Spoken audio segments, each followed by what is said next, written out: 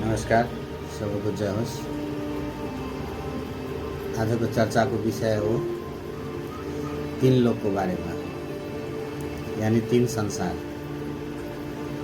हामीले अहिलेसम्म यही संसार जहाँ हामी देख्छौँ, यहाँ जहाँ बसिरहेछौँ त्यसको कुरा मात्रै हामीलाई जानकारी छ। तर हामी बच्चामा पनि सुन्दै आएको तीन लोक भन्नाले आकाश, पाताल र यो धरती जहाँ हामी अहिले बस्छौँ। तर जब हामीले शिव भगवानको प्रत्यक्ष ज्ञान सुन्न थाल्यौँ, त्यसपछि थाहा भयो तीन लोक के हो, यो तीन लोक कहाँ छ र शिव भगवानलाई त्रिलोकीनाथ किन भनेको। अहिले त्यही तीन लोक बारेमा चर्चा गर्छौँ। तीन लोक भन्नाले सर्वप्रथम पहिलो लोक भनेको हामी अहिलेको जुन ठाउँमा हामी बस्छौँ, अहिले जुन हाम्रो आँखाले देखिन्छ, हाम्रो जुन कर्म क्षेत्र छ, यो हो पहिलो लोक। यसलाई साकार मनुष्य लोक भनिन्छ। यो संसारमा, यो लोकमा हामी जति पनि आत्मा छौँ, एउटा स्थूल शरीर धारण गरेका छौँ। पाँच प्रकृतिद्वारा बनेको यो शरीर धारण गरेर हामी आत्मा यो शरीरमा भृकुटीको मध्यमा बसेर हामी आफ्नो कर्म गर्छौँ। आफ्नो शिष्य नाटकमा आफ्नो पाठ बजाउँछौँ। र यहाँ रहँदाखेरि जबसम्म हामी यो शरीरमा छौँ, जीवात्माको रूपमा हामी जान्दछौँ, रहन्छौँ भने यो शरीरको एक न एक दिन विनाश हुन्छ, मृत्यु हुन्छ। आत्माको त हुँदैन, आत्मा त सदा अजर अमर अविनाशी हो। यो त पाँच प्रकृतिले यसलाई छुन पनि सक्दैन। तर यो शरीर विनाशी या मृत्यु हुने भएकोले यसलाई मृत्यु लोक पनि भन्ने गरिएको छ। यानि पहिलो लोक यो साकार दुनियाँ, मृत्यु लोक, स्थूल वतन पनि भन्छन्, किनभने हामी यो स्थूल शरीरमा भएको हुनाले स्थूल वतन भनिन्छ। र यो स्थूल वतनमा या साकार मनुष्य लोकमा हामीले जति काम गर्छौँ, एउटा वाकी टकीको रूपमा हामी काम गर्छौँ। अर्थात् यो कर्म इन्द्रियबाट हामी सबै कर्म गर्छौँ, बोली बोल्छौँ, आवाजको दुनियाँमा छौँ। त्यसैले यसलाई वाकी टोकीको दुनियाँको रूपमा लिएको छ। तर जब शरीरको विनाश हुन्छ, यो आत्माले शरीर छोडेर अर्को दुनियाँमा जान्छ। त्यो दुनियाँको नाम हो सूक्ष्म वतन या देवलोक। त्यो दुनियाँ भनेको यो पाँच प्रकृति जुन अहिले हामी देखेर हाम्रो आँखाले देखिन्छ, यो पाँच प्रकृतिको दुनियाँभन्दा पनि टाढा माथि श्वेत प्रकाशको दुनियाँ छ, जहाँ हामी आत्माहरू सूक्ष्म शरीर धारण गरेर बस्छौँ। त्यहाँ वकी टकीको दुनियाँ हुँदैन, त्यहाँ बोलीचालीको दुनियाँ हुँदैन। सबै काम इसाराले हुन्छ। र कल्पना शक्तिको आधारमा हामी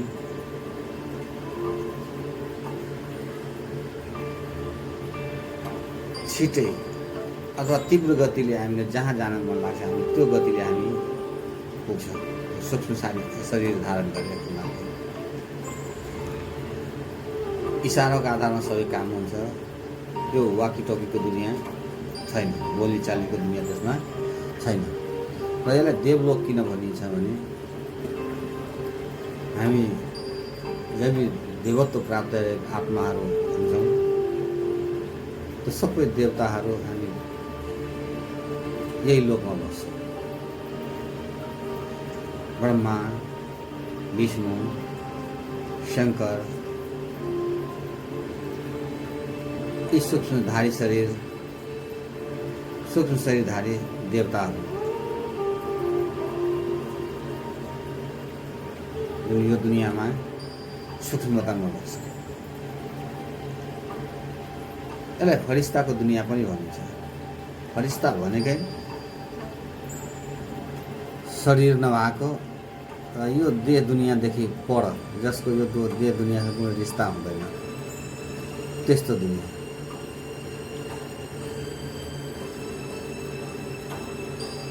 यसैले यो दुनियाँलाई हामी सूक्ष्म वतन या फरिस्ताको वतन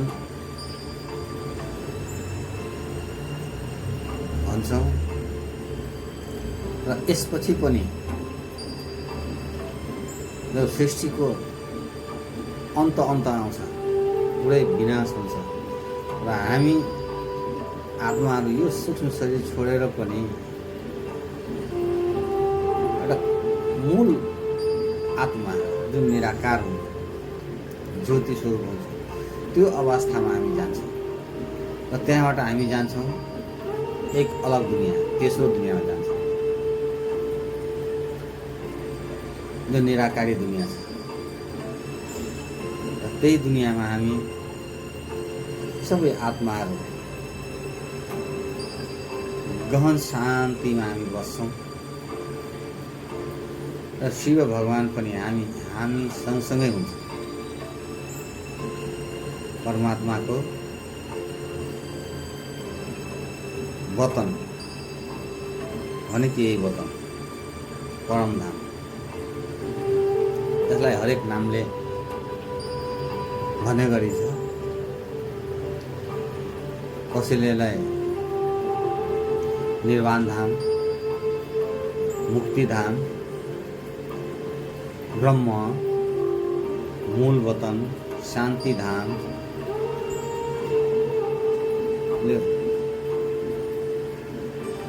भन्ने गरिएको छ भने वास्तवमा यो परम धाम नै हो, जहाँ हामी सबै आत्माहरू निवास गर्छौँ। हाम्रो निवास स्थान नै परमधाम हो। सृष्टिको सुरुवातमा हामी त्यही परमधामबाट यस धरतीमा आउँछौँ भने सृष्टिको अन्तकाल, विनाशकालमा हामी सबै आत्माहरू एक परमधाममा गएर बस्छौँ। र यो परमधामको चर्चा श्रीमद् भागवत गीतामा पनि छ। यहाँहरूले श्रीमद् भागवत गीता पढ्नुभएको होला, उहाँहरूलाई त पक्कै पनि थाहा छ, भनिरहनु परेन। तर पनि जसले अध्ययन गर्नुभएको छैन उहाँको लागि पनि एउटा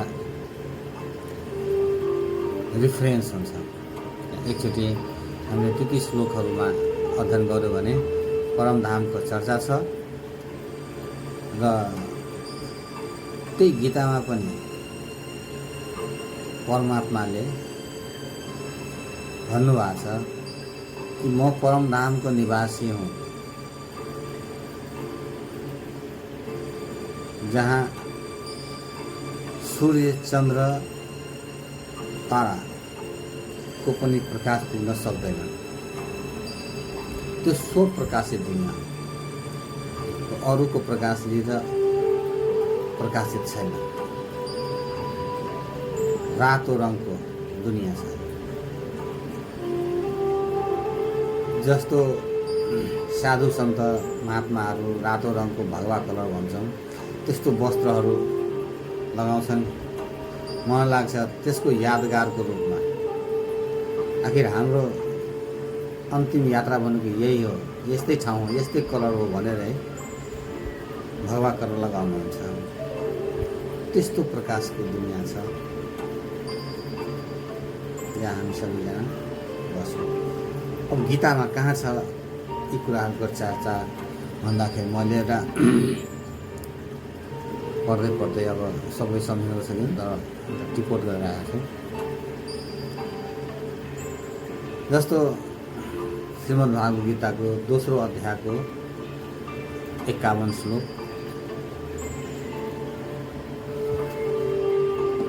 5औं अध्यायको 17, 8औं अध्यायको 20 देखि 23, 9औं अध्यायको 18, 10 अध्यायको 12, 13 अध्यायको 12 र 17, 15 अध्यायको 6 र 18 अध्यायको 62 श्लोक हामीले पढ्यौँ भने यहाँहरूले परमधामको बारेमा पढ्न पाउनुहुन्छ। यसरी आजको चर्चामा जुन तीनों लोक यानि 3 संसार, इङ्ग्लिसमा भयो 3 वर्ल्ड्स को बारेमा हामीले जानकारी पायौँ। संक्षेपमा भन्नु पर्दाखेरि पहिलो लोक भनेको अहिलेको लोक जहाँ हामी स्थूल शरीर धारण गरेर हामी बसिरहेछौँ। दोस्रो लोक योभन्दा माथिको दुनियाँ छ, जसलाई सूक्ष्म वतन या सूक्ष्म लोक या देवलोक, जहाँ देवताहरूको वासन छ, सूक्ष्म शरीर धारण गरेको हुन्छन्। र तेस्रो सम्पूर्ण आत्माहरूको र परमात्माको निवास स्थान परमधाम, जो स्वप्रकाशित छ, आत्माहरू परमात्माको निवास स्थान यो धाम हो। यसरी 3 लोकको बारेमा हामीले जानकारी पायौँ। छटकरी नमस्कार।